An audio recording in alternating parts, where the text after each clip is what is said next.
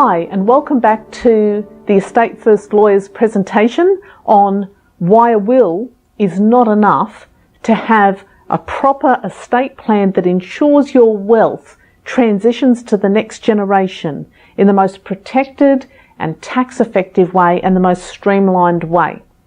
So, insight today is about the way we package up and give our inheritance to the next generation.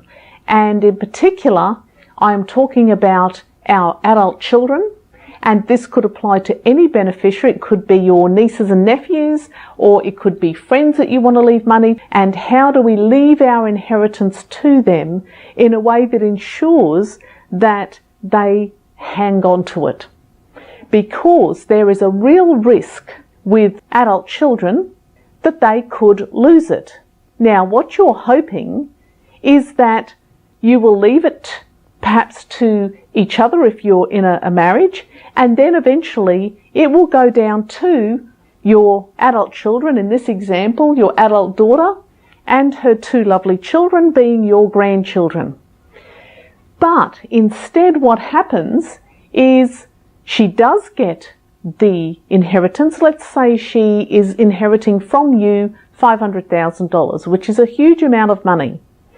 So she gets it, but things happen in her life and it ends up going L-shaped. And it goes off L-shaped to either her spouse that she's divorcing, or she has a business and it goes bankrupt and it ends up with a trustee in bankruptcy, or she passes away prematurely. She leaves everything to her husband, and her husband gets repartnered, and the grandchildren miss out because the inheritance has gone L-shaped at this level. Now, it's been estimated that 70% of inheritances go L-shaped and never reach grandchildren level. So only 30% trickle down to this level. And that is a serious issue.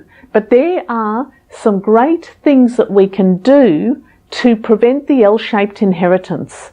And one of the key things I want to talk to you about today is the use of testamentary trusts in your will. Now, you'll know if you've got it in your will because your will won't be 2 or 3 pages long. It'll probably be 18 to 20 pages long because the terms of the testamentary trust are built into the will. Okay, so it'll look something like this. You might leave everything to your spouse, you don't have to, and in your will you might have a testamentary trust for each of your adult children. And if they are competent and fine to hold and manage money, you might well give them the choice to take some or all of their inheritance, let's say in this example it's $500,000, in the testamentary trust which they can control. That means that the inheritance is quarantined in the trust. If they were to die prematurely, the monies stay in the trust and don't go under their will. And in the trust you would also build in your grandchildren to be primary beneficiaries.